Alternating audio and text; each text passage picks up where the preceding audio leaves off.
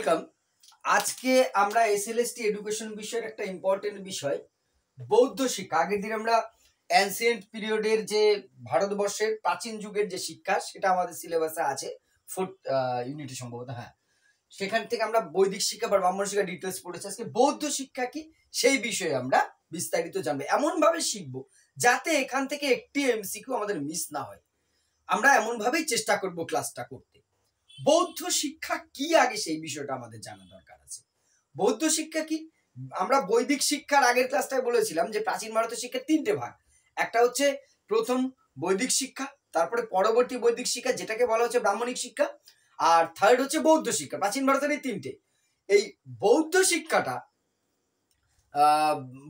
হচ্ছে যে একটা সময় কি হলো, আমরা প্রথম দেখেছি বৈদিক শিক্ষায় জাতিভেদ প্রথা কিন্তু ছিল কর্মের ভিত্তিতে। বারবার বলেছি আগে, কর্মের ভিত্তিতে জাতিভেদ প্রথা ছিল। অর্থাৎ যারা যাগযজ্ঞ পুজো পার্বণ এগুলো শিখবে সে অটোমেটিক ব্রাহ্মণ হয়ে যাবে। যেমন গাড়ি চালালে সে ড্রাইভার হয়ে যাবে, গাড়ির সিটে বসলে যাত্রীকে ড্রাইভার বলা হবে না, কিন্তু এখন সেটা হয়ে গেছে। আবার যারা যুদ্ধ পরিচালনা, দেশ চালানো, রাষ্ট্রনীতি এ সমস্ত বিষয়ে দক্ষ হবে তারা হয়ে যাবে ক্ষত্রিয়। যারা ব্যবসা বাণিজ্য করবে তারা হয়ে যাবে, তাদের বলা হবে বৈশ্য। আর যারা অন্য কাজ করবে তারা হয়ে যাবে শূদ্র। কাজের ভিত্তিতে শূদ্রের ছেলেও আবার যদি ব্রাহ্মণত্ব যা যা বিষয় সে পারে সে অটোমেটিক ব্রাহ্মণ হয়ে যাবে। এই বংশ পরম্পরার বিষয়টা কিন্তু পরবর্তীকালে এসেছে। এই বিষয়টা সমাজে ধীরে ধীরে কিছু উচ্চ শ্রেণীর মানুষ কঠোর করে হতে লাগলো। অর্থাৎ কর্মভিত্তিকের বদলে বর্ণটা চলে আসলো, কি জন্মগত বর্ণ ব্যবস্থা চালু হলো।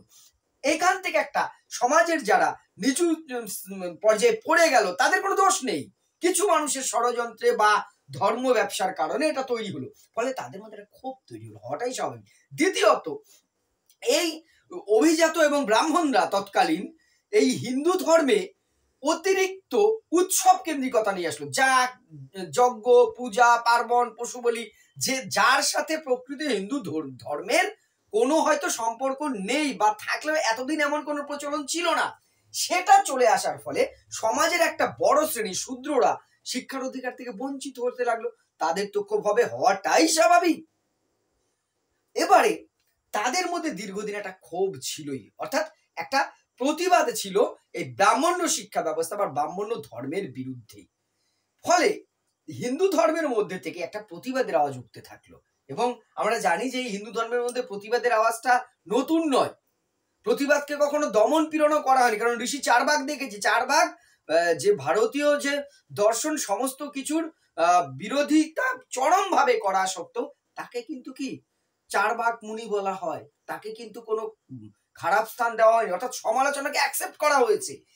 এটা কিন্তু আমরা ধর্মীয় অ্যাঙ্গেল থেকে বলছি না, এটা আমাদের ভারতীয় সংস্কৃতি, সহিষ্ণুতা আমাদের মাটিতে রয়েছে। এইবার নাও কাম টু দা পয়েন্ট। এই বৌদ্ধ শিক্ষা কি হলো, গৌতম বুদ্ধ তিনি একটা প্রতিবাদ শুরু করলেন এর বিরুদ্ধে। তিনি কিন্তু এই বেদ বিষয়ে পারদর্শী, সেখান থেকে একটা বিরুদ্ধে যে তিনি বললেন যে না, এই যাগযজ্ঞ পূজা পার্বণ এটা সেটা সমাজের একটা বড় অংশ শিক্ষা পাবে না, এভাবে শিক্ষা চলতে পারে না। তখন তিনি একটা নতুন ধর্মমত যেটা প্রচার করলেন সেটা হচ্ছে বৌদ্ধ শিক্ষা, বৌদ্ধ ধর্ম। এই বৌদ্ধ ধর্মকে কেন্দ্র করে যে শিক্ষা নতুন ধরনের একটা প্রাতিষ্ঠানিক শিক্ষা ব্যবস্থা পেল। এবার বৌদ্ধ ধর্মের মূল কথা কি, তার আগে আমি একটা কথা বলি। চোখে চশমা পরে ক্লাস করতে হচ্ছে, অ্যাকচুয়ালি শরীর এমনিতেও কদিন ধরে বলছি আমি তোমাদের অসুস্থতা নিতে পারছেন, প্লাস চোখে প্রচন্ড ইনফেকশন হয়ে ফুলে আছে, এই জন্য খালি চোখে আমি খুব অসুবিধা হচ্ছে লাইটের মুখোমুখি হতে, এই জন্যই চশমা পরে রাত করে আমাকে ক্লাস করতে হচ্ছে। হয়তো ক্লাসে একটু ডিস্টার্ব হতে পারে, আমি প্রথমেই এর জন্য ক্ষমা প্রার্থী। যাই হোক, বৌদ্ধ ধর্মের ধর্মগ্রন্থ হচ্ছে ত্রিপিটক। আমি এবার মেন বিষয়টায় আসবো, আমি বেস থেকে শুরু না করলে আমাদের হয়তো সমস্যা হবে। এটা আমরা সবাই জানি, ত্রিপিটক। ত্রিপিটক মানে কি? ত্রি মানে তিন, দ্বি মানে দুই, অনেকবার বলেছি। পিটক মানে খণ্ড বা টুকরো, যার 3টে টুকরো রয়েছে, সেটা হচ্ছে ত্রিপিটক। 3টে টুকরো কি কি?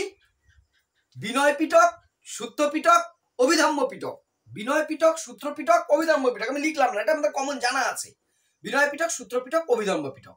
এবার এই ত্রিপিটককে কেন্দ্র করে এবং বৌদ্ধ ধর্মকে কেন্দ্র করে ত্রিপিটক এবং বৌদ্ধ ধর্মকে কেন্দ্র করে প্রাচীন ভারতবর্ষ, সেটাও কিন্তু প্রাচীন ভারতবর্ষের মধ্যে, মধ্যযুগ আসেনি, মধ্যযুগ পর্যন্ত চলেছে এই শিক্ষাটা।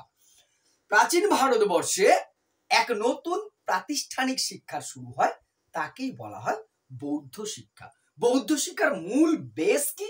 মূল বেস হচ্ছে ত্রিপিটক এবং বৌদ্ধ দর্শন, বৌদ্ধ ধর্মের তত্ত্ব। একটা জিনিস এখানে আমাদের অনেকের মধ্যেই ধারণা আছে বা ধারণা তৈরি হয়েছে, করে দেওয়া হয়েছে, যে এই বৌদ্ধ ধর্ম একেবারে হিন্দু ধর্মের সাথে, বা হিন্দু ধর্মের কথাটা আমি বলছি না, যে বৈদিক শিক্ষার সাথে হয়তো লড়াই সংগ্রাম করে উঠে এসেছে, না, জাস্ট একটা এর মধ্যেই, আমি আগে বললাম চারবাক মুনি বা চারবাক ঋষি, তিনি চরম বিরোধিতা সত্ত্বেও তাকে মুনিরা স্থান দেওয়া হয়েছে, অস্বীকার করা হয়নি তার তত্ত্বকেই। ঠিক তেমনি বৌদ্ধ ধর্ম দর্শনের সাথে কিন্তু তফাৎ আছে,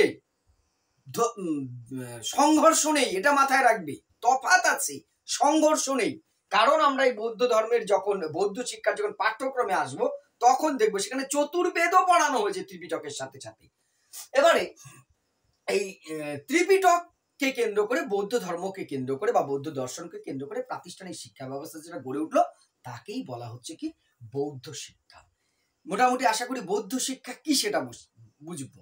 এবারে এর যখন আমরা লক্ষ্যগুলো পড়তে যাব, তখন আমাদের সামনে এর শিক্ষার আরো ধারণাগুলো আসবে। বৌদ্ধ শিক্ষার প্রধান 1 নম্বর পয়েন্ট, এবারে বৈশিষ্ট্যগুলো যখন আমরা দেখব, প্রথমে আমরা দেখব বৌদ্ধ শিক্ষার লক্ষ্য, তাই তো? বৌদ্ধ শিক্ষার প্রধান লক্ষ্য হচ্ছে নির্বাণ লাভ করা। আমরা বৈদিক শিক্ষা বা ব্রাহ্মণ শিক্ষা বলেছিলাম শিক্ষার লক্ষ্য, আমার যদি এই ওয়ার্ডটা বলেছিলাম মানে খেয়ালে, মোক্ষ লাভ হচ্ছে, মোক্ষ বা মুক্তি লাভ যেটা আমরা বলেছিলাম, সেটাকে মোক্ষ লাভ হচ্ছিল ব্রাহ্মণ্য বা বৈদিক শিক্ষার একমাত্র প্রধান উদ্দেশ্য বা লক্ষ্য, নিজেকে জানার মধ্যে দিয়ে। আর বৌদ্ধ শিক্ষার লক্ষ্য বলা হচ্ছে নির্বাণা বা নির্বাণ লাভ। বিষয়টা কিন্তু একই, এই মোক্ষ যা নির্বাণ, সে কিন্তু একই রকম জিনিস, নির্বাণ লাভ। এই নির্বাণ লাভটা কি, এইখানটা এইটা বুঝতে গেলে আমার বৌদ্ধ দর্শনটা চলে আসবে, আমার ভেতরে বৌদ্ধ দর্শনটাকে নিয়ে এসে আমি বৌদ্ধ শিক্ষা পড়বো, তবে এটার ভেতরে ঢুকতে পারবো, এখান থেকে আমি প্রশ্ন করতে পারবো, এ আমাকে প্রশ্ন করবে। নির্বাণ লাভটা কি? গৌতম বুদ্ধ তার ত্রিপিটকে যেটা বলেছেন, বা তার যে প্রধান হচ্ছে 4 রিয়েল ট্রুথ, 4টে আর্য সত্যের কথা বলেছি। জীবন দুঃখময়, দুঃখের কারণ আছে, দুঃখ নিবারণ করা সম্ভব, দুঃখ নিবারণের উপায় আছে। 4টে আমি লিখলাম না, যেহেতু কমন জিনিস। কি জীবন দুঃখময়, জীবন মানেই দুঃখ আছে, কার দুঃখ নেই? সবার আছে। বিড়লা, টাটা, আম্বানি সবার দুঃখ ছিল, আছে। আবার যিনি প্রতিদিন দিনমজুরি করেন, বা আমার মতন সাধারণ একজন শিক্ষক, বা তোমার মতন যে ছেলেটি মেয়েটি স্ট্রাগল করছে একটা সরকারি স্কুলে চাকরি পাবার জন্য, সবার মধ্যে দুঃখ আছে। জীবন দুঃখময়, দুঃখের কারণ আছে। এই দুঃখটা আমরা পাচ্ছি, দুঃখের কারণ আছে। কারণ কি? এই দুঃখের কারণটাই হচ্ছে আমাদের মোহ, যেখান থেকে মোক্ষ লাভ করতে হবে। অর্থাৎ বৈদিক শিক্ষায় মোক্ষ বলেছে গৌতম বুদ্ধ, যেটাকে নির্বাণ বা নির্বাণ লাভ বলছে। কিরকম দুঃখের কারণ কি বলতো? দুঃখের কারণ আমার চাহিদা। কাল না পরশু একটা ক্লাসে আমি উদাহরণ দিচ্ছিলাম, আমার চাহিদা কি? যখনই আমি আজকে চাকরি পাওয়ার জন্য চেষ্টা করছি, এখন আমার মধ্যে কি চলছে দেখবে, তোমার সাথে মিলে যাবে। এখন আমার মধ্যে কি চলছে, যেটা আমি যখন চাকরি পেয়েছি চলেছে, পশ্চিমবঙ্গের যে কোনো জায়গায় আমাকে পোস্টিং দিক, চাকরি হওয়া দিয়ে কথা, সারাদিনে কোনো লোক নাই জন নাই, এমন ফাঁকা জায়গায় একটা স্কুলে আমাকে দিলেও আমি চাকরিটা যেন আমার হয়ে যায়। এটা হচ্ছে আমার চাহিদা, স্বাভাবিক। যেই না পোস্টিংটা আমি বাড়ি থেকে 300 কিলোমিটার দূরে পাবো, আমি পেয়েছিলাম 600 কিলোমিটারের মতন দূরে, তখন কিছুদিন পরে যদি আমার একটু কাছে হতো। অর্থাৎ চাকরিটা হয়েছে, আমি যতটা আনন্দ, এবার আনন্দ আমি দূরে আছি বলে আমার লড়াই শুরু হয়ে গেল। এবারে হয়তো বদলি পেয়ে কাছে আসলাম, তখন মনে হবে বাড়ির আর একটু কাছে হলো, ওই স্কুলটা একটু নাম করা স্কুল, ওখানে হলে ভালো হলো। ওইটাই হলে আমার যদি এই ফেসিলিটিস গুলো থাকতো আরো একটু ভালো হতো। অর্থাৎ আমার চাহিদার শেষ নেই, এই চাহিদার জন্যই আমার কষ্টও কোনোদিন দূর হচ্ছে না। বিভিন্ন বিষয়ে আমি যদি কিছু পড়ে পাই, 200 টাকা কুড়িয়ে পেলাম একটা নোট, আমি প্রাথমিকভাবে একটু ভালো লাগতে পারে, তারপরেই মনে হবে একটা বান্ডিল হলে বেশি ভালো হতো। বান্ডিল যদি পেতাম তাহলে মনে হতো এক ব্যাগ হলে ভালো হতো। এক ব্যাগ হলে মনে হবে এক বস্তা হলে আমি একদম একটা গাড়ি কিনে নিতাম। এই যে আমাদের চাওয়ার শেষ নাই, এই চাওয়াই হচ্ছে আমাদের দুঃখের কারণ। সব বিষয়ে আমরা আগে প্রত্যাশা করে থাকি, এক্সপেক্ট করে থাকি আমি এটা পাবো, এ আমার জন্য এটা করবে। এইটা হচ্ছে দুঃখের কারণ। এবার দুঃখ নিবারণ করা সম্ভব, বলছে এই দুঃখ সরিয়ে দেওয়া সম্ভব, এই দুঃখ মুক্তি পাওয়া সম্ভব। আর এই মুক্তির উপায় আছে। উপায় কি? উপায় হচ্ছে অষ্টাঙ্গিক মার্গ। অষ্টাঙ্গিক মার্গ, অষ্ট মানে কি? 8 আঙ্গিক ধরন, 8 ধরনের মার্গ মানে পথ। পথ মার্গ মানে হলো পথ। অষ্টাঙ্গিক মার্গ 8 ধরনের বা 8টা পথ বা ওয়ে আছে। 8টা ওয়ে আছে। এই 8টা ওয়ে দিয়ে আমি আউট হতে পারি। কিসের থেকে? এই মোহ থেকে। এইটাই হচ্ছে অষ্টাঙ্গিক মার্গ। সম্যক চিন্তা, সম্যক দৃষ্টি, তাই তো? সম্যক সংকল্প, কোথাও সম্যকের জায়গায় সৎ কথাটাতে সৎ চিন্তা, সৎ দৃষ্টি, সৎ কল্পনা, সৎ সমাধি। 8টা পথের কথা বলেছি। অর্থাৎ কোথার থেকে কোথায় রিলেটেড বিষয়টা দেখতে পাচ্ছ তো? বৌদ্ধ দর্শন আমি পড়বো না, কিন্তু বৌদ্ধ দর্শন ছাড়া বৌদ্ধ শিক্ষা হবে না। কারণ ওই যে আমরা প্রথমে বলেছি, শিক্ষা দর্শনের ওপর শিক্ষা তত্ত্ব দাঁড়িয়ে আছে। একজন আমার ওই ভিডিওটাই নিয়মিত দর্শক, একজন শিক্ষার্থী এত সুন্দর একটা লাইনের মধ্যে ব্যাখ্যা করেছেন, আমি শিখলাম। আমি সেখানে রিপিট কমেন্ট করলাম যে আমি সত্যিই শিখলাম। এই মুহূর্তে মনে হয় এইরকম একটা, যে দর্শন হচ্ছে পথ দেখায় আর শিক্ষা তা পূরণ করে, এরকম একটা সুন্দর। আমি এতদিন শিক্ষা দর্শন পড়ে আমি এই লাইনটা কোথাও পাইনি, শিখিনি, নতুন ভাবে শিখলাম। তোমাদের অনেক কমেন্টের থেকে মানে কিছু শিখছি। তো যাই হোক, তাহলে লক্ষ্যটা কি? নির্বাণ লাভ করা। নির্বাণ লাভ কিসের থেকে? ওই যে জীবনের কষ্ট থেকে। নির্বাণ লাভের উপায় অষ্টাঙ্গিক মার্গ যদি আমরা অনুসরণ করি, তাহলে নির্বাণ লাভ হচ্ছে বৌদ্ধ শিক্ষার প্রধান লক্ষ্য। এছাড়াও আরো কি কি লক্ষ্য আছে? বলছে চারিত্রিক বিকাশ। এই চারিত্রিক ডেভেলপমেন্টের কথা কিন্তু তোমার যে খুব বলেছেন গৌতম বুদ্ধ, ব্যক্তির চারিত্রিক উন্নতিকে খুব গুরুত্ব দিয়েছে, যে চরিত্র যদি দৃঢ় না হয় তার দ্বারা কিছু হবে না।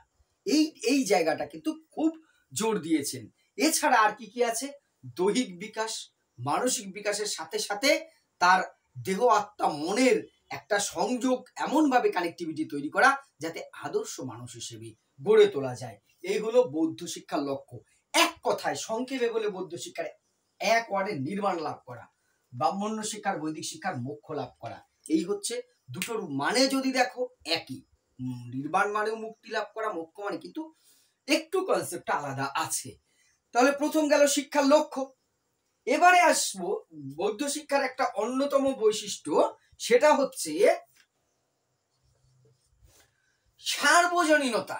এইটা কিন্তু আমরা বৈদিক শিক্ষায় বা ব্রাহ্মণ্য শিক্ষায় অন্য কোথাও পাবো না। বৌদ্ধ শিক্ষার ইম্প্যাক্ট যখন আমরা দেখবো, গুরুত্ব যখন দেখবো, তখন আমরা এটা আরো ভালো বুঝতে পারবো যে কি বলতে চেয়েছে। সার্বজনীনতা মানে বৌদ্ধ ধর্মে, যে প্রথমে বললাম তৈরি তো হয়েছে এদের জাতিভেদ প্রথার বিরুদ্ধে। বৌদ্ধ ধর্মে কোনো জাতিভেদ প্রথাকে গুরুত্ব দেওয়া হয়নি, স্বীকারই করা হয়নি। ফলে এটা সবার জন্য উন্মুক্ত হলো। যে কোনো জাতি, যে কোনো বর্ণ, যে কোনো মানসিকতার লোক এই শিক্ষা গ্রহণ করতে আসতে পারবে, সেই সুযোগটা কিন্তু ছিল। কিন্তু কিন্তু এখানে বিধিনিষেধ ছিল। কাদের জন্য?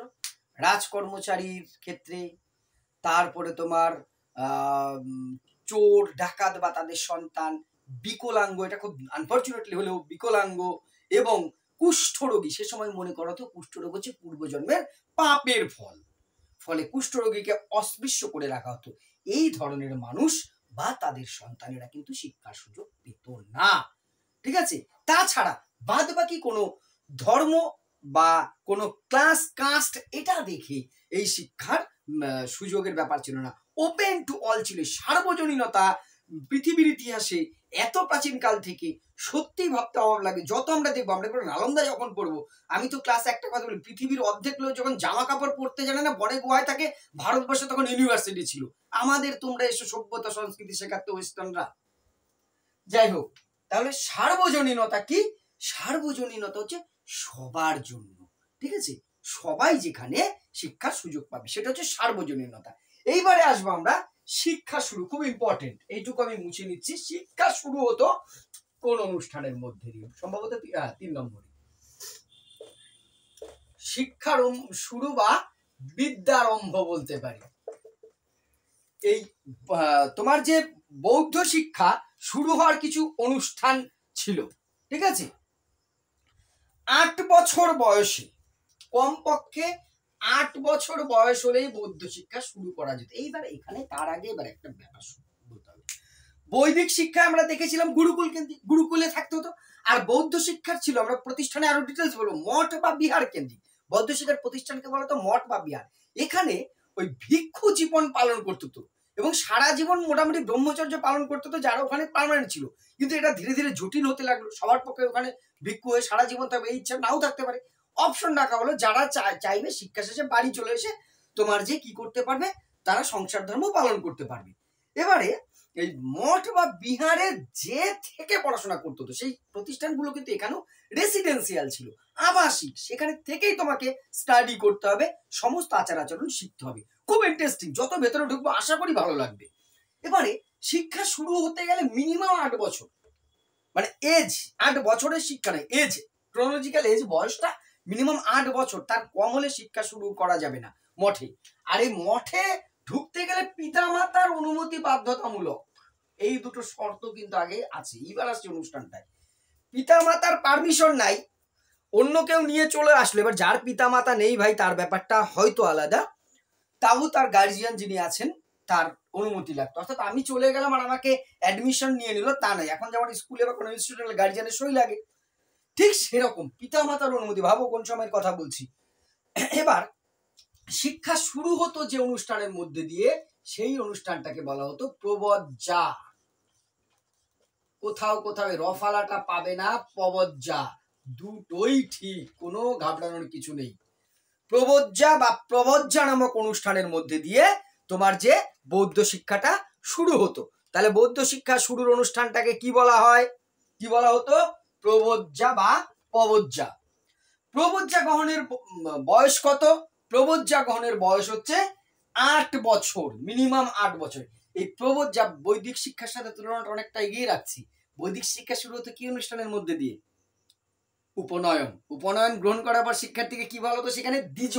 আর এখানে প্রবজ্জা গ্রহণ করার পর শিক্ষার্থীকে বলা হতো শ্রমণ বা ভিক্ষু। মেইনলি ভিক্ষু, কিন্তু শ্রমণটাই হচ্ছে মেন নাম। এই প্রবজ্জা গ্রহণ করার পর শিক্ষার্থীকে বলা হতো শ্রমণ। দেখো এবার শ্রমণের আগে এই প্রবজ্জার কিছু ইন্টারেস্টিং পয়েন্ট কত ভালো লাগবে। এই 8 বছর বয়সে ওই ছেলেটি, একটি শিশু যখন যাচ্ছে, বালক, শিশু বলা ভুল, বালক যখন যাচ্ছে, শ্রমণ তাকে বলা হচ্ছে প্রবজ্জা গ্রহণ করার পর। সেখানে অনেক গুরুদেব আছে, টিচাররা আছে, সেই ছাত্রের অধিকার ছিল শিক্ষক বেছে নেওয়ার। অর্থাৎ সে কার আন্ডারে, এখন যেমন পিএইচডি করছে অমুক স্যারের আন্ডারে, অর্থাৎ কোন শিক্ষকের আন্ডারে, কোন গুরুদেবের শিষ্য বা শ্রমণ আমি হব, ভিক্ষু হব, আমার সেই স্বাধীনতা ছিল। তাহলে গণতন্ত্র, ডেমোক্রেসি আমাকে ওয়েস্টার্ন শেখাবে? যাই হোক, সেই অধিকারটা সেখানে ছিল। এবার সেখানে ত্রিশরণ মন্ত্র জপ করতে হতো। এই ত্রিশরণ মনে রাখতে হবে, আমি জানি তোমরা জানো হয়তো, ত্রিশরণ মন্ত্র কিন্তু জপ করতো। ত্রিশরণ মন্ত্র কি? 3টে শ্লোক স্মরণ করতে হতো। বুদ্ধং শরণং গচ্ছামি, ধর্মং শরণং গচ্ছামি, সংঘং শরণং গচ্ছামি। বুদ্ধকে আমি স্মরণ করব, আমি ধর্মের পথ স্মরণ করব, আমি সংঘকে স্মরণ করব। সংঘ মানে ওই মঠ, প্রতিষ্ঠান, ইনস্টিটিউশন। অর্থাৎ আমি আমার যে দেবতা, ঈশ্বর যাই হোক না কেন, যাকে আমরা মেনে চলছি, তাকে আমি স্মরণ করব। আমি ধর্মের পথে বিচ্যুত হব না, ধর্মকে মেনে চলবো। এই ধর্ম নিয়ে ডিসকাশন, আমরা মানে ধর্ম মানে তো শুধুমাত্র হিন্দু, মুসলিম, শিখ, খ্রিস্টান, অ্যাকচুয়ালি তা নয়। এই প্রাচীন ভারতের ধর্ম অনেক ব্যাপক ছিল, রিলিজিয়ানের মতন সংকীর্ণ নয়, ধর্ম অনেক বড় ব্যাপার। ধর্ম মানে শুধু না, ধর্ম মানে কি? ডিউটি। আমার নাকের ধর্ম নিঃশ্বাস নয়, যদি ধর্ম না পালন করে আমার বডি শেষ, ডিউটি। যাই হোক, সে নিয়ে ঢুকছি না। অর্থাৎ ধর্মং শরণং গচ্ছামি, সংঘং শরণং গচ্ছামি। অর্থাৎ যে ইনস্টিটিউশনে আমি থাকবো, তার নীতি, আদর্শ, শর্ত, ডিসিপ্লিন মেনে চলবো, তার স্মরণে আমি থাকবো। এই তিনটে মন্ত্রকে বলা হতো ত্রিশরণ। বুদ্ধম শরণম গচ্ছামি, ধর্মম শরণম গচ্ছামি, সংঘম শরণম গচ্ছামি। ত্রিশরণ মন্ত্র পালন করার পর কি করতে হতো? তাকে পঞ্চশীলের উপদেশ দেওয়া হতো। গুরুদেব প্রথমে তাকে পঞ্চশীলের উপদেশ দিতেন, অর্থাৎ 5টা বিষয় তাকে মেনে চলতে হতো।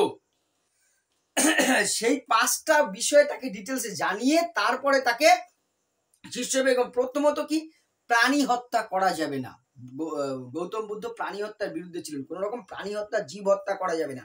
অচৌর্য, কোন রকম চুরি, চিটিং, এগুলোর থেকে দূরে থাকতে হবে। কোন রকম যৌন আচরণ, অর্থাৎ ব্রহ্মচর্য অবস্থায় আমার মনেও যেন কোনো যৌনতা সম্পর্কিত কোনো চিন্তা ভাবনা না আসে, সেটা করতে হবে। মিথ্যে কথা না বলা, কোনো মিথ্যে বলা যাবে না, ঠিক আছে? এবং নিজেকে কোন রকম নেশা মুক্ত রাখা। নেশা কি? নেশা মানে শুধুমাত্র গাঁজা ভাং খেয়ে পড়ে থাকা তা নয়। যে কোনো কিছুর আসক্তি হচ্ছে নেশা। সে যে কোনো বিষয়ের আসক্তিকেই বলা হয় নেশা। কোনো কিছুকে আসক্তি করা যাবে না, অভ্যেস করা যায়। আসক্তি আর অভ্যেসের তফাৎ আছে, সে বিষয়ে আমি যাচ্ছি না। তাহলে এই 5টাকে বলা হয় পঞ্চশীল। ত্রিশরণ জপ করব, পঞ্চশীলের উপদেশ নেব, গুরু সিলেক্ট করব, শ্রমণ হয়ে আমি ভেতরে যাব। তাহলে শ্রমণ হলো শিক্ষা শুরুর পর শিক্ষার্থীকে কি বলা হচ্ছে? তাহলে শ্রমণ।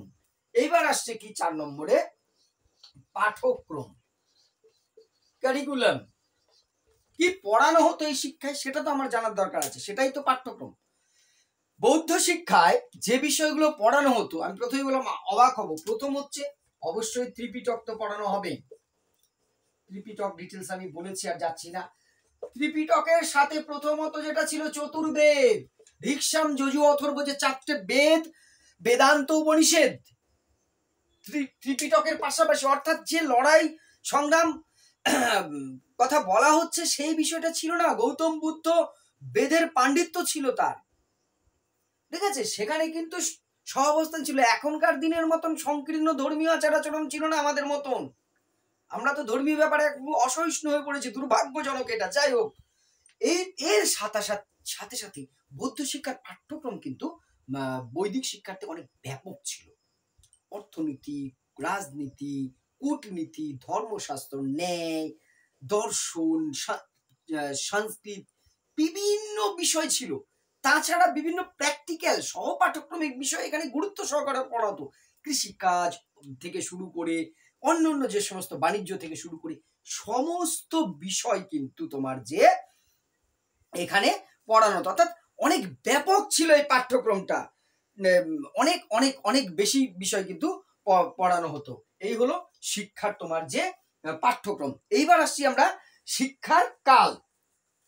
কত দিন ধরে পড়ানো হতো একটা পয়েন্টে দেখবো, আর একটা পয়েন্টে দেখবো আমরা বাৎসরিক শিক্ষার সময়কাল। শিক্ষাকাল, ডিউরেশন কত দিনের ছিল? আমরা দেখেছি কি 8 বছর বয়সে তোমার যে কি হলো, প্রবজ্জা হয়ে শ্রমণ হিসেবে ঢুকলো। এই কালটা প্রথম শ্রমণ অবস্থায় তাকে 12 বছরের শিক্ষাকাল ছিল। 8 বছর থেকে তাকে 12 বছর, তাহলে তার বয়স কত হচ্ছে? 20 বছর বয়সে যদি স্যাটিসফ্যাক্টরি হতো তার শিক্ষাটা, সেখানে বিভিন্ন রকম পরীক্ষা নিত। ওখানকার গুরুদেবরা বা অন্যান্য এক্সপার্টরা, যার আন্ডারে আমি পিএইচডি করছি, তিনি আমার পরীক্ষা নেবে তা নন। অন্যান্য অনেক গুরুদেবরা ওখানে আচার্য উপাধ্যায়রা রয়েছে, তারা নিত। এবার সেখানে যদি সে একবার পাস করতো, তার প্রমোশন হতো। এখানে তাকে একটা নতুন উপাধির সময় ডিটেলস বলবো। এখানে একটা উপাধি দেওয়া হতো উপসম্প্রদা। উপসম্প্রদা অবস্থায় তার আবার 10 বছরের একটা কোর্স করতে হতো। 10 বছরে যদি সে স্যাটিসফ্যাক্টরি হতো, 30 বছরে যখন তার বয়স হলো, তখন তাকে আবার আর একটা উপাধি, যদি সেখানে আবার সে কোয়ালিফাই করতো, তাহলে তাকে তখন উপাধ্যায় দেওয়া হতো। উপসম্পদা মোটামুটি ট্রেনি পিরিয়ড বলতে পারো, ট্রেনি টিচার বলতে পারো। বিএড করতে যে আমরা করেছি না, ওই কি বলে ওটাকে, প্র্যাকটিস টিচিং 1 মাস 2 মাস ধরে, অনেকটা সেরকম। ওই উপসম্প্রদা হওয়ার পর এরা নতুন শ্রমণদের কিন্তু শিক্ষা দেওয়ার অধিকার ছিল। আর উপাধ্যায় মানে তো মোটামুটি শিক্ষক, তিনি ওখানকার শিক্ষক। এবার কারা এই কোর্সটা করতো? যারা এখানেই থিতু হবে, ভিক্ষু জীবনেই সারা জীবন কাটাবে। বৌদ্ধরা দেখবে মঠেই থেকে যায়, বিভিন্ন জায়গায় গেলে দেখতে পারবে লাদাখটা দেখে। আর যারা মনে করবে যে আমি গৃহস্থ জীবনে ফিরে যেতে চাই, তারা এর পরে বা এর আগেও তাদের জন্য শর্ট টার্ম ডিপ্লোমা কোর্সের মতো মনে কোর্স পরবর্তী প্রথমে চালনা হলো, পরবর্তীতে চালু হয়। তারা চলে যেতে পারতো 7-8 বছরের একটা কোর্স করে, অথবা উপসম্পদা কোর্স কমপ্লিট করে তারা চলে যেতে পারতো গৃহে। আর যারা মনে করবে আমি ভিক্ষু জীবনই পালন করবো, তারা ওই উপাধ্যায় হওয়ার পরও সেখানে কর্মাচার্য বা অন্যান্য কিছু হওয়ার বা অন্যান্য ওখানকার বিভিন্ন পদ পাওয়ার জন্য বা ওখানে থেকে যাওয়ার জন্য আরো শিক্ষা গ্রহণ করতে পারতেন, শিক্ষা নিতে পারতেন। আর বাৎসরিক শিক্ষাকাল কি ছিল? প্রথমে যেটা ছিল বৌদ্ধ মঠ বিহারগুলিতে, যে যারা এই গুরুদেব উপসম্পদা বা যারা টিচার আছেন, তারা বৌদ্ধ ধর্মের একটা সবচেয়ে বড় কি ছিল জানো তো? বৌদ্ধ ধর্মের প্রচার এবং প্রসারের কথা বলেছিলেন গৌতম বুদ্ধ, যে পৃথিবী জুড়ে। এই জন্য তো দেখতে পাচ্ছ, ভারতবর্ষের বাইরে চলে যাও, চায়না, জাপান, এই সমস্ত দেশগুলো কি বুদ্ধিস্টরা, শ্রীলঙ্কা সংখ্যাগরিষ্ঠ। কেন? গৌতম বুদ্ধ নির্দেশ দিয়েছিলেন তার শিষ্যদের, তোমরা পরিব্রাজকের মতন চলে যাও, যেখানে পারো এই ধর্মের বাণী ছড়িয়ে দাও, যেটা বৈদিক মুনি ঋষিরা অনুমতি দেয়নি, যে তার শিষ্যদের যে তোমরা পৃথিবীর বিভিন্ন দেশে চলে যাও, যে ধর্ম প্রচার করো, এটা করেননি। গৌতম বুদ্ধ যেটা করেছেন, অর্থাৎ এই এদের কাজ ছিল ধর্ম প্রচারে শুধু যাওয়া না, তাদের বিদেশে কেন দেশের মধ্যেও বিভিন্ন বিষয়ে মানে ঘুরে বেড়ানো, জ্ঞান সংগ্রহ, জ্ঞান বিতরণ, এগুলোর জন্য ঘুরে বেড়াতো বেশিরভাগ সময়। বছরের বর্ষাকাল যখন, তখন বলা হতো বর্ষা অবকাশ, বর্ষা যোগ অবকাশ। এই বর্ষা অবকাশে সবাই একত্রিত হতেন, গুরুদেবরা যারা ছিলেন ওখানকার সবাই মঠে ফিরে আসতেন। সেই সময় শুধু জ্ঞান চর্চা হতো প্রথমে মঠগুলোতে। কখন? বর্ষা অবকাশে। আর এইবার বলতে পারে স্যার শ্রমণরা তাহলে সারা বছর কি করতো? ওরা কি তাহলে ওখানে ঘাস কাটতো? না, সেই সময় তাদের আচার আচরণের শিক্ষা চলতো, ডিসিপ্লিনারি এডুকেশন, শৃঙ্খলার শিক্ষা বলো, আচরণের শিক্ষা দেওয়ার জন্য কর্মাচার্য যারা, তারা ওখানে থাকতো, তাদের সেই শিক্ষা পরিচালনা করা কিন্তু চলতো। কিন্তু যদি বলো যে থিওরি ক্লাস হতো বর্ষা অবকাশে, 1 মাস 2 মাস নয়, কয়েক মাস ধরে এই ক্লাসটা চলতো। কিন্তু পরবর্তীকালে সিস্টেমে চেঞ্জ আসলো, যে না এভাবে চলবে না, ছেলেমেয়েরা পিছিয়ে পড়ছে, ক্লাসের ডিউরেশন বাড়াতে হবে। তখন সারা বছর ধরেই পাঠদান কর্মসূচি চালু করা হয়। তার আগে কিন্তু সারা বছর চলতো না এই শিক্ষা। নেক্সট যেটা বৌদ্ধ শিক্ষার তোমার যে প্রতিষ্ঠান, বৌদ্ধ শিক্ষার প্রতিষ্ঠান আমি আগেই বলেছি, বৌদ্ধ শিক্ষার প্রতিষ্ঠানগুলো কি ছিল? প্রতিষ্ঠানকে বলা হতো মঠ বা বিহার, মঠ বা বিহার বলা হতো। আবার তার চেয়ে বড় যেগুলো খুব বড়, তাকে বলা হতো মহাবিহার। যেমন নালন্দা, নালন্দা মঠ বা বিহার নয়, নালন্দা ছিল মহাবিহার, বিশ্ববিদ্যালয় বলছি যাকে আমরা, যাক ওটা পড়ানোর সময় ডিটেলসে যাবো আমরা। মঠ বা বিহার বলা হতো প্রতিষ্ঠানকে। এই প্রতিষ্ঠানগুলো কি ছিল? সম্পূর্ণ আবাসিক, রেসিডেন্সিয়াল। রামকৃষ্ণ মিশন, আলামিন মিশন, এই যে মিশন স্কুল আছে সেই রকম, সেখানে ছাত্ররা পড়ে থেকে পড়াশোনা করবে এবং চাইলে সারা জীবন সেখানে সম্পূর্ণ থাকার ব্যবস্থা ছিল। এই ছিল তোমার যে প্রতিষ্ঠান। 7 নম্বরে গেছে না। 8 নম্বর হচ্ছে পদ্ধতি, টিচিং মেথড। কি পদ্ধতিতে শেখানো হতো? এখানে পাঠদানের প্রথম প্রধান পদ্ধতি ছিল মুখস্থ, শ্রবণ, আবৃত্তি। শ্রবণ করে শোনা বা শ্রবণ করা বা নিজে মুখস্থ করা, আর হচ্ছে আবৃত্তি করা। এই 3টে মেথডই বেশি প্রচলিত ছিল। মুখে মুখে পরম্পরা ছিল, শুনে শুনে শ্রবণ করে সেগুলোকে মুখে মুখে বলাকে বলা হচ্ছে আবৃত্তি। আবৃত্তি মানে শুধুমাত্র বাবুদের তালপুকুরে ডাবুদের হালপুকুরে শুধু ওই কবিতা বলে যাবে, আমি ভুল বললাম কিন্তু সরি, শুধু কবিতা বলে গেলে সেটাই হবে তা নয়। এখানে মুখে মুখে বলার চর্চাটাকে বলা হচ্ছে আবৃত্তি করা। এরপর যেটা হচ্ছে শিক্ষক। এখানে 2 রকম শিক্ষক ছিল, জানো তো? বৌদ্ধ শিক্ষায় 2 রকমের শিক্ষকের কথা বলা হয়েছে। কি কি সেই শিক্ষক? শিক্ষক 2 রকম হচ্ছে। একজন হচ্ছেন তোমার যে উপসম্পদা পালন করা। উপসম্পদা পাওয়ার পরে 30 বছর বয়সে যদি পাস করতো, তাহলে বললাম না উপাধ্যায়। উপাধ্যায় মানে শিক্ষক। দেখবে উপাধ্যায় এখন অনেকে ডিগ্রি আছে, এদের যদি তুমি খুঁজতে থাকো ওই জায়গায় পৌঁছে যাবে কিন্তু উপাধ্যায়। সেই উপাধ্যায় বলা হতো। আর আরেক ধরনের তাত্ত্বিক থিওরিটিক্যাল জ্ঞান দিতেন, তত্ত্ব বিষয়ে জ্ঞান দিতেন। আর যারা প্র্যাকটিক্যাল আচার আচরণ শিখাতেন, তাদের বলা হচ্ছে কর্মাচার্য। কর্মাচার্য এটা কিন্তু বৈদিক শিক্ষাতেও পরবর্তী বৈদিক শিক্ষাতেও দেখা যায়। আমি একটা ছোট্ট উদাহরণ দিলেই বুঝতে পারবে। গুরু দ্রোণ, গুরু কৃপ, আমরা চিনি কম, দ্রোণাচার্য বললে চিনি, কৃপাচার্য বললে চিনি, অর্থাৎ নাম তার দ্রোণ, তিনি ছিলেন আচার্য, কারণ আচার আচরণ শিক্ষা, অস্ত্রবিদ্যা শিখাতেন, থিওরিটিক্যাল শিখাতেন না, প্র্যাকটিক্যাল। গুরু কৃপও তাই, দ্রোণ থেকে দ্রোণ আচার্য একসাথে হয়েছে দ্রোণাচার্য, কৃপ, কৃপ থেকে আচার্য, কৃপাচার্য, পরবর্তী বৈদিক শিক্ষার সময় কিন্তু এটা ঠিক এরকম। এখানেও কর্মাচার্য, আচার্য শুধু নয় কর্মাচার্য বলা হতো, যারা হচ্ছে আচার আচরণের শিক্ষা দিতেন। অর্থাৎ ওই গেম টিচার অন্যান্য বিষয় যে স্কুলে এখন আমরা দেখি অনেকটা সেই রকম। এবার যেটা পরের প্রশ্ন আসছে, আর 2-3টা পয়েন্ট বলে ছেড়ে দাও, প্রচুর পয়েন্ট বলা যায়। ভাষা মাধ্যম, কি ভাষায় শেখানো হতো? অনেকেই বলবে জানো পালি, শুধু পালি বললে হবে না। হ্যাঁ, অপশনে যদি অন্য না থেকে পালি থাকে অবশ্যই পালি বলবো। আঞ্চলিক ভাষা, পালি সে সময়ের আঞ্চলিক ভাষার মধ্যে পড়েছে, এজন্য আঞ্চলিক ভাষা বা পালি ভাষা। তবে সংস্কৃত কিন্তু অচ্ছুত ছিল না, কারণ চতুর্বেদ বা অন্যান্য সেই সময়ের সাহিত্য পড়তে গেলে, জানতে গেলে আমাদের সংস্কৃত জানতে হবে।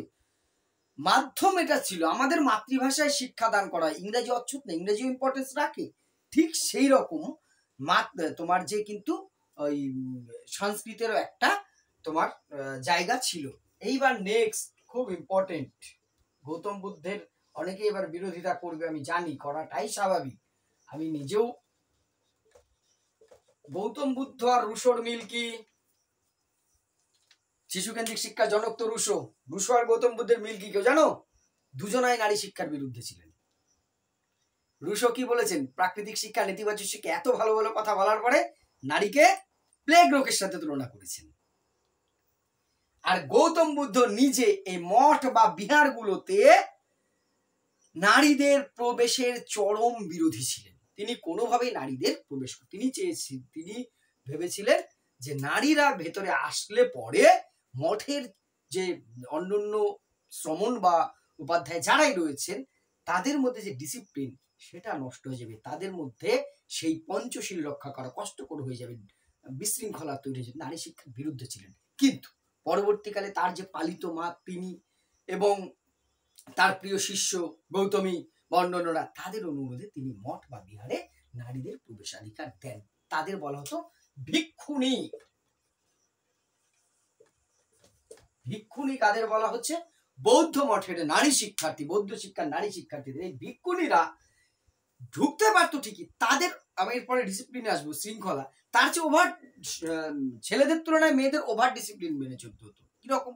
একা বাইরে বেরোনো নিষেধ ছিল, নৌকা পারাপার করা যাবে না, কোনো পুরুষের সাথে কথা বলা যাবে না, স্পর্শ করা যাবে না, এই ধরনের প্রচুর তার উপরে বিধিনিষেধ চাপিয়ে কিন্তু শিক্ষাদান করা হতো। অর্থাৎ যে বৈদিক শিক্ষায় আমরা নারীদের শিক্ষার বিরাট একটা অংশগ্রহণ দেখেছি, অধিকার দেখেছি, সমান অধিকার দেখেছি, রপলল, মুদ্রা, গার্গী, মৈত্রী, খনা, এদের কথা আমরা দেখেছি, বৌদ্ধ শিক্ষা এসে কিন্তু সেটা সংকুচিত হতে শুরু করলো, যেটা আমাদের কাছে খুব দুর্ভাগ্যজনক। যাই হোক, এই হলো নারী শিক্ষা। এইবার 12 নম্বরে আসছে ডিসিপ্লিন, শৃঙ্খলা। বৌদ্ধ শিক্ষার শৃঙ্খলাটা ছিল খুব ব্যাপক, কঠোর, ব্যাপক ওয়ার্ডটার মধ্যে যায় না, কঠোর শৃঙ্খলা মেনে চলতে হতো। এখানে যে যারা শ্রমণ ছিল তাদেরকে কঠোর থেকে কঠোরতর, প্রথমে যারা শ্রমণ হিসেবে ঢুকতো দীর্ঘ কয়েকদিন উপবাস থাকতে হতো সংযমী করার জন্য। উপবাস মানে ক্যালোরি যা আছে ক্ষয় করে নি, তারপরে এখানকার নিয়মে ঢুকবো। ভোরবেলা বা প্রাতকালে শয্যা ত্যাগ।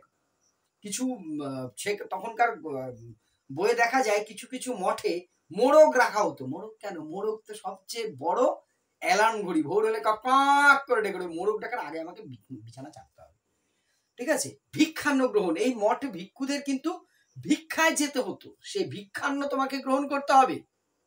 সে ভিক্ষান্ন গ্রহণ, গুরুর সেবা করা, গুরুর আদেশ মেনে চলা, তার পঞ্চশীল পালন করা, পঞ্চশীল আমি আগে বলেছি, এই সমস্ত কঠোর ডিসিপ্লিন মেনে চলা হতো। এইবার এখানে আরেকটা এত সুন্দর কিছু কিছু বিষয় আসে সামনে। এইবার ধরো আমি ওখানকার শ্রমণ ভিক্ষু, আমি কোনো অন্যায় করেছি, শাস্তি হবে। এখন শুনি না কনফেস করা, এই কনফেসের ধারণা আমাদের দেশে, সেখানে প্রতিমক্ষ সভা হতো মাসে একবার। জেনে নাও পারলে নোট করে নাও, প্রতিমক্ষ সভা কি? কনফেস করা, অর্থাৎ সমস্ত এক্সপার্টরা থাকবে সেখানে। আমার নামে কমপ্লেন জমা পড়ার আগে আমাকে আত্মপক্ষ সমর্থনের সুযোগ, অর্থাৎ স্যারেন্ডার করা।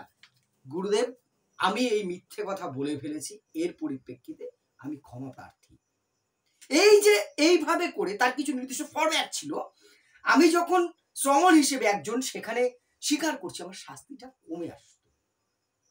ঠিক আছে, এবার এখানে আমি স্বীকার করিনি অন্যায় করে, তখন আমার কমপ্লেন জমা পড়েছে, অন্য ভিক্ষু বা ভিক্ষুণীরা বলছে এই কাণ্ড করে ফেলেছে, তখন কিন্তু কঠোর থেকে কঠোর শাস্তি বিধি ছিল।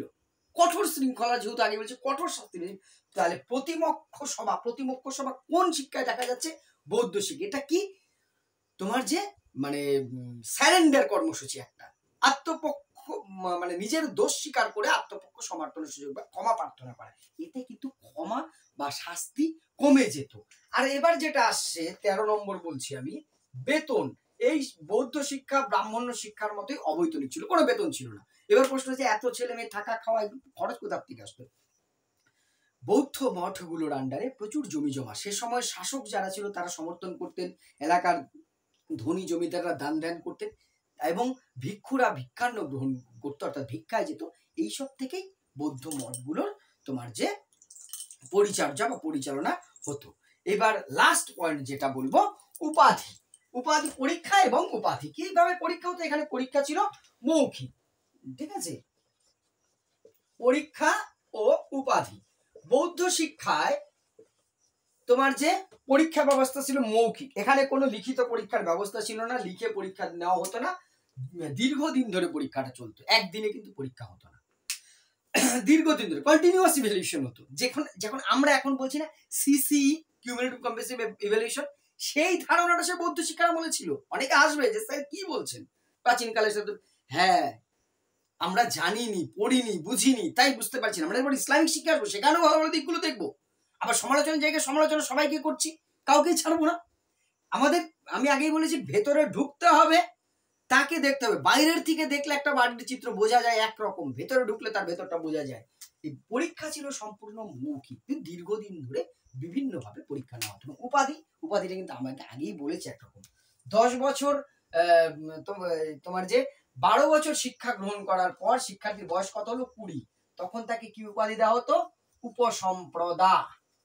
উপসম্পদা, বা কোথাও রফালাটা আছে দেখবে, কোথাও নেই, উপসম্পদা, রফালাটা ছাড়াই অ্যাকচুয়ালি হয়। তারপরে +10, তার বয়স হচ্ছে কত? 30।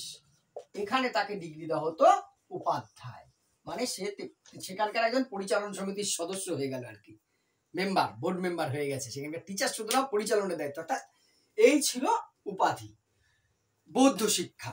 এই মোটামুটি আমাদের বৌদ্ধ শিক্ষা, যে শিক্ষাটা শুরু হয়েছিল কিসের মধ্যে দিয়ে? প্রবজ্জা, শেষ হলো উপাধ্যায়, উপসম্পদা, এই উপাধি প্রাপকের মধ্যে দিয়ে। যারা চাইতো সেখানে ভিক্ষু হিসেবে সারা জীবন অতিবাহিত করতো, যারা ইচ্ছে করতো সংসার জীবনে ফিরে যেতে পারতো, কোনো আপত্তি বিধিনিষেধ ছিল না। এইবার আমরা দেখব বৌদ্ধ শিক্ষার অবদান কি, তারপরে আসবো ব্রাহ্মণ্য শিক্ষার সাথে মিল অমিলগুলো। এবার প্রথমে আমরা অবদানটা দেখব।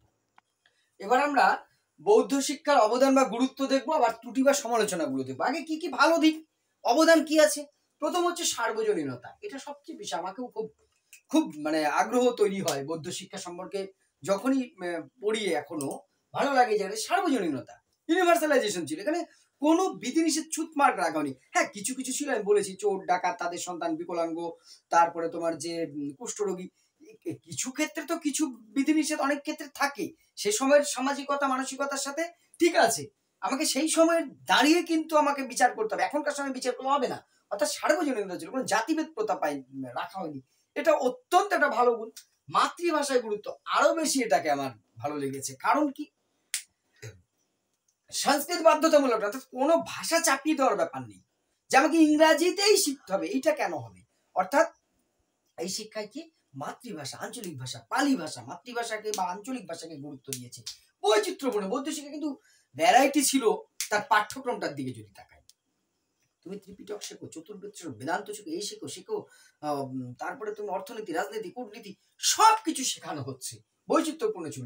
গুরু শিষ্য সম্পর্ক, একটা জায়গায় একটা শিক্ষার্থী সারা জীবন কাটাচ্ছে বা 20-30 বছর কাটাচ্ছে, 10 বছর কাটাচ্ছে, রিলেশনটা অন্যরকম পর্যায়ে ছিল। গুরু তার সন্তানকে কি সন্তান স্নেহে দেখতেন, শিষ্যকে, শ্রমণকে, উপসম্পদাকে, উপসম্পদা শ্রমণ তার গুরুকে, আচার্যকে কি নিজের পিতৃমাতৃর মতোই শ্রদ্ধা করতেন। এটাই ব্যাপার। গণতান্ত্রিকতা, গণতান্ত্রিকতা এবার বলতে পারছো, সার্বজনীনতা বললেন, আবার গণতান্ত্রিকতা। এইখানে গণতন্ত্র, আমি ইন্টারনাল গণতন্ত্রের কথা বলছি। বৌদ্ধ মঠগুলোতে কে হেড হবে, কি হবে, নির্বাচন হতো। ওই যে প্রতিপক্ষ সবার মতো সভা হতো, সেখানে ঠিক হতো। একজন শিক্ষার্থী যে শ্রমণ হয়ে ঢুকতে পেরেছে, সেও সর্বোচ্চ আসনে বসতে পারতো, উপাধ্যায় পর্যন্ত হয়ে যেতে পারতো, বা তার বড় যে আছে আচার্য উপাচার্য, সেই রকম পদ পেতে পারত। এটাই তো গণতান্ত্রিকতা। চেয়ার আঁকড়ে বসে আছে আমাদের দেশ রাজ্যে, যেখানেই সারা বিশ্ব জুড়ে কিছু এমন এমন মানুষ মনে হচ্ছে ছাগল বা গাধাকে ধরে চেয়ারে বসিয়ে দেওয়া হয়েছে। সেই বিষয়টা ছিল না। এটা খুব ভালো একটা গুণ। বৃত্তি শিক্ষা, বৌদ্ধ শিক্ষা শুধু তাত্ত্বিক জ্ঞানে সীমাবদ্ধ ছিল না, বৃত্তিমূলক শিক্ষাকেও এখানে কিন্তু গুরুত্ব দেওয়া হচ্ছে, হাতে কলমে কাজ। আন্তর্জাতিকতা, এই জিনিসটাই আগে বললাম যে গৌতম বুদ্ধ তার শিষ্যদেরকে সারা পৃথিবীতে ছড়িয়ে দিতে বলেছেন। আমরা দেখছি বাইরের থেকে ফাইয়েন, ইউনসাং এরা এসছে বৌদ্ধ মঠে, নালন্দায় কেউ এসছে অন্য মঠে পড়াশোনা করবার জন্য। ভাবা যায় এই যে আন্তর্জাতিকতা হয়েছিল বলে আজকে বৌদ্ধ ধর্ম দর্শন শিক্ষা পৃথিবীর বিভিন্ন দেশে ছড়িয়ে পড়েছে। এই আন্তর্জাতিক রিলেশনটা যদি ভারতের শুরু হয়, এই বৌদ্ধ শিক্ষা তার একটা বড় মিডিয়া ছিল, মাধ্যম ছিল, সেটাই আমাদের এই সংস্কৃতিকে, কানেক্টিভিটিকে করে নিয়েছে। এইটা গুরুত্ব। এবার কিছু ত্রুটি বা সমালোচনা আছে। প্রথমত সংকীর্ণতা, বৌদ্ধ শিক্ষায় বিভিন্ন সংকীর্ণ জালে আবদ্ধ আছে। তারা মঠটাকে একমাত্র জীবনের আদর্শ মনে করেছেন, যেটা কখনো হতে পারে না, তাই তো? তার ভেতরে থেকে যেন কুপমণ্ডুক তৈরি হওয়ার একটা কিন্তু চান্স, এবং পরবর্তীকালে তাই হয়েছে। বৌদ্ধ শিক্ষার ধ্বংসের পেছনের এটা একটা সবচেয়ে বড় কারণ। ধিম করে আছে সারা পৃথিবী জুড়ে, কিন্তু সে সুবর্ণ যুগ শুধু বহির আক্রমণই একাদাই নয়, নিজেদের ইন্টারনাল গণতন্ত্র ধীরে ধীরে নষ্ট হয়ে যায়। মঠগুলো বেশি মাত্রায় দুর্নীতি পরায়ণ হয়ে যায় কিছু মানুষের, যার ফলে সেখানে ইন্টারনাল পলিটিক্সের কারণে বৌদ্ধ শিক্ষা প্রতিষ্ঠানগুলো কিন্তু ধ্বংসপ্রাপ্ত হয়। জনজীবন থেকে বিচ্ছিন্ন অনেকটা এরকমই। তার ওই যে বললাম, মানে নির্জন জায়গায় একটা মঠের মধ্যে সারা জীবন কাটাচ্ছে। বাস্তব জীবনের কি চাহিদা, কি প্রয়োজন, সেটা ধীরে ধীরে তারা ভুলে যাচ্ছে। একটি মানুষ বৃহত্যাগী হয়ে আছে 20 বছর ধরে, সে জীবনের কি বুঝছে? অর্থাৎ বাস্তব শিক্ষাটার থেকে তারা যেন কোথায় ধীরে ধীরে হারিয়ে গেছে। নারী শিক্ষা, এটা কোনোদিনই কোনো কালে কেউ সমর্থন করবে না গৌতম বুদ্ধের। যে নারী শিক্ষা, নারীদের তো প্রবেশাধিকারী ছিল না, পরে দেওয়া হয়েছে, দিলেও এত রেস্ট্রিকশন, অর্থাৎ কোনো নারী খুব একটা ইন্টারেস্ট যেন না দেখায়। দীর্ঘ সময়, কতদিনের শিক্ষা বললাম, 8 বছরে ভর্তি হয়েছে, 30 বছর হয়ে যাচ্ছে, তখনও সে ওখানে রয়েছে। অর্থাৎ 22 বছর শিক্ষাকাল কমপ্লিট, তারপরেও হয় নাই। এতদিন শিখলে অন্য কিছু করবে কবে সে? তো এই স্বাভাবিক শিক্ষাকালটা ছিল দীর্ঘ। আর সামরিক শিক্ষা না থাকা, গৌতম বুদ্ধ ছিলেন কি, মানে অস্ত্র ধরবো না, কিন্তু তৎকালীন সময়ে যে কোনো শিক্ষার প্র্যাকটিক্যাল অন্যতম একটা শিক্ষা ছিল অস্ত্রবিদ্যা। যে আমি একটু আগে বললাম গুরু দ্রোণাচার্য, গুরু কৃপাচার্য, এই যে এরা ফেমাস কেন? অস্ত্রবিদ্যা। সে সময়ের প্রয়োজনীয়তা এটা। আমরা যে গ্রিক দেশে স্পার্টার শিক্ষা দেখি ও নাগরিকতার শিক্ষা, সেই সময় অস্ত্র শিক্ষাটাই ছিল মেন, কিন্তু সেটাকে তারা অ্যাভয়েড করেছে। ফলে যখন বহির আক্রমণ হয়েছে, মিনিমাম ন্যূনতম প্রতিরোধ এরা করতে পারেনি, এবং সমাজটাকে কিন্তু অনেকটা বেশি অহিংসবাদী কিন্তু মানে ঠিক হয় না। যেমন সম্রাট অশোক বর্ণনা, আমি ইতিহাসে ঢুকছি না, একটা বিখ্যাত কথা আছে, রাজা যদি অহিংসক হয় প্রজা নপুংসক হয়ে যায়। একটা মানে একটা জায়গায় আমি দেখেছি, আমি বলতে পারছি না, রেফারেন্সটা দিতে পারছি না। অর্থাৎ সে সময় কেমন যেন একটা মিনমিনে ভাব হয়ে যাবে। তার সুযোগ কিন্তু বহিঃশত্রু নিচে নেবেই, শত্রুরা তারা নেবেই, আমার দুর্বলতা তো শত্রু খুঁজে বের করবে। এই অস্ত্র বা সামরিক শিক্ষা না থাকাটা সেই সময়ের, এখনকার যুগের সাথে আবার তুমি যদি মিলিয়ে বলো স্যার স্কুলে কেন সামরিক শিক্ষা, আরে বাবা তখন এটা একটা বাধ্যতামূলক শিক্ষা ছিল, প্রয়োজন, সময়ের প্রয়োজন অনেক কিছু শিখতে হয়। ঠিক সেটা না থাকাটাও একটা খুব দুর্বলতা। এই হলো ত্রুটি বা সমালোচনা। এবার ব্রাহ্মণ বা বৈদিক শিক্ষার সাথে এর মিল অমিলটা আলোচনা করব। মিল বা সাদৃশ্য কি আছে বৌদ্ধ শিক্ষা ব্রাহ্মণ শিক্ষার, যে কোনো, কিন্তু এগুলো ছোট ছোট বিষয় একটু মাথায় রাখার চেষ্টা করবে। ধর্মভিত্তিক, তার দুটো শিক্ষা আছে ধর্মভিত্তিক। বৈদিক শিক্ষা হিন্দু ধর্মবেদকে কেন্দ্র করে গড়ে উঠেছিল, আর বৌদ্ধ শিক্ষা বৌদ্ধ ধর্ম এবং ত্রিপিটককে কেন্দ্র করে উঠেছিল। তাহলে দুটোই ধর্মভিত্তিক শিক্ষা, ধর্মকেন্দ্রিক। শিক্ষার লক্ষ্য এক্ষেত্রে মিল আছে। বৈদিক শিক্ষার লক্ষ্য কি দেখেছি? মোক্ষ লাভ। আর বৌদ্ধ শিক্ষার লক্ষ্য নির্বাণ লাভ। আলটিমেটলি দুটোতে একই, দুটোই কিন্তু মুক্তির কথা বলেছে। তাহলে সেদিক থেকে লক্ষ্যগত দিক থেকে তো মিল আছে। অনুষ্ঠান কেন্দ্রিক, দুটো শিক্ষাই তো অনুষ্ঠান কেন্দ্রিক। বৈদিক শিক্ষা শুরু হচ্ছে উপনয়নের মধ্যে দিয়ে, শেষ হচ্ছে সমাবর্তনের মধ্যে দিয়ে। বৌদ্ধ শিক্ষা শুরু হচ্ছে প্রবজ্জার মধ্যে দিয়ে, শেষ হচ্ছে সেখানেও বিভিন্ন উপাধি দেওয়া হচ্ছে। অর্থাৎ ধর্মকেন্দ্রিকের সাথে সাথে আনুষ্ঠানিকতা, এটাও কিন্তু দুটো শিক্ষার মূলে রয়েছে। নেক্সট হচ্ছে অবৈতনিক, এটা কিন্তু দুটোই মিল, টোটাল দুটোই কিন্তু ফ্রি। বৈদিক শিক্ষা আমরা দিয়েছি কোনো বেতন নেই, শুধু গুরু দক্ষিণার ব্যাপার ছিল। আবার বৌদ্ধ শিক্ষাও দেখলাম যে টোটাল শিক্ষা ব্যবস্থা পরিচালিত হচ্ছে কিভাবে, অবৈতনিক, ছাত্রদের কাছ থেকে কোনো বেতন নেওয়া হচ্ছে না।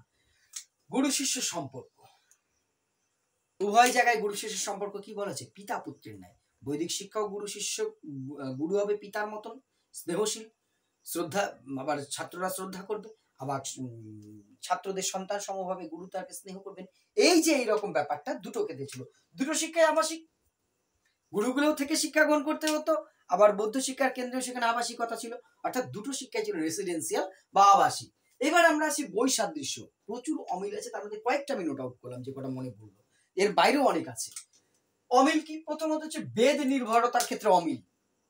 বৈদিক শিক্ষা বেদ নির্ভর, কিন্তু বৌদ্ধ শিক্ষা কি বেদ নির্ভর? পুরোপুরি বেদ নির্ভর, ত্রিপিটক নির্ভর, ত্রিপিটককে বেশি ফোকাস করা হয়েছে। সার্বজনীনতা, বৌদ্ধ শিক্ষা সার্বজনীন, কিন্তু বৈদিক শিক্ষা পুরোপুরি সার্বজনীন কোনো কালেই হতে পারেনি। একটা শ্রেণীকে বিচ্ছিন্ন করে রাখার একটা চেষ্টা ছিল, বিশেষ করে পরবর্তী বৈদিক যুগে, যেটা তার আত্মহননকারী সিদ্ধান্ত ছিল। নারী শিক্ষা, বৈদিক শিক্ষা আমরা দেখেছি নারীদের খুব সম্মানের সাথে শিক্ষার জায়গা দেওয়া হয়েছিল। অনেক নারীদের, বিদুষী নারীর কথা আমরা বলেছি, পড়েছি। কিন্তু বৌদ্ধ শিক্ষায় নারী শিক্ষা সংকুচিত ছিল, অতটা সুযোগ ছিল না। সুযোগ দিলেও তাদের এতটা রেস্ট্রিকশনে রাখা হয়েছে, অর্থাৎ এটা একটা চিন্তাধারারই তফাৎ। শিক্ষা কেন্দ্র, বৈদিক শিক্ষা কেন্দ্র ছিল গুরুকুল, আর বৌদ্ধ শিক্ষা মঠ বা বিহার, তাই তো। মাধ্যম, বৈদিক শিক্ষার মাধ্যম ছিল সংস্কৃত, অন্যদিকে বৌদ্ধ শিক্ষার মাধ্যম কি দেখলাম, আঞ্চলিক ভাষা, পালি ভাষা। সংস্কৃত অচ্ছুত ছিল তা নয়, কিন্তু মেইন ফোকাস করা হয়েছে লোকাল ভাষাটাই। কিন্তু বৈদিক শিক্ষায় সংস্কৃতটাকে বাধ্যতামূলক চাপিয়ে দিয়েছে। প্রসার, এই প্রসার কিন্তু আমার রাশিবিজ্ঞানের রেঞ্জ নয়, হ্যাঁ রেঞ্জ বলতেই পারো, কত দূর বিস্তৃতি এটাও তাই, কিন্তু বিষয়টা একটু আলাদা, ধারণাটা বিস্তৃত হয়েছিল। বৌদ্ধিক শিক্ষা কিন্তু নিজের দেশের মধ্যেই রয়ে গেছে, আর বৌদ্ধ শিক্ষা গৌতম বুদ্ধ তার শিষ্যদের প্রচারের করতে পাঠিয়েছেন, ফলে এর বিশ্বব্যাপী বিস্তার হয়েছে, যেটা বৈদিক শিক্ষার হয়নি। শিক্ষা শুরু, বৈদিক শিক্ষা শুরু হতো উপনয়নের মধ্যে দিয়ে, বৌদ্ধ শিক্ষা শুরু হতো প্রবজ্জ অনুষ্ঠানের মধ্যে দিয়ে। তফাৎ আছে। পাঠ্যক্রম, বৈদিক শিক্ষার পাঠ্যক্রমে চতুর্বেদ, অন্যান্য বিষয়গুলো ছিল, পড়াবিদ্যা অপরাবিদ্যার ভাগ ছিল। বৌদ্ধ শিক্ষায় কিন্তু পড়াবিদ্যা অপরাবিদ্যার ভাগ ছিল না, তবে বৃত্তিমূলক শিক্ষার একটা ব্যবস্থা ছিল। সময়কাল, বৈদিক শিক্ষার সময়কাল ছিল সর্বোচ্চ 12 বছর, কিন্তু বৌদ্ধ শিক্ষায় কিন্তু 18, তার অনেক বেশি 22 বছর বা তারপরেও শিক্ষা গ্রহণের সুযোগ ছিল। ফলে তফাৎ বা অমিল রয়েছে। এই হলো আমাদের বৈদিক শিক্ষা। নেক্সট ক্লাস আমরা আবার এর পরেরটা আলোচনা করব। চ্যানেলটির সাথে থাকো, ভালো লাগলে শেয়ার করে পাশে থেকো।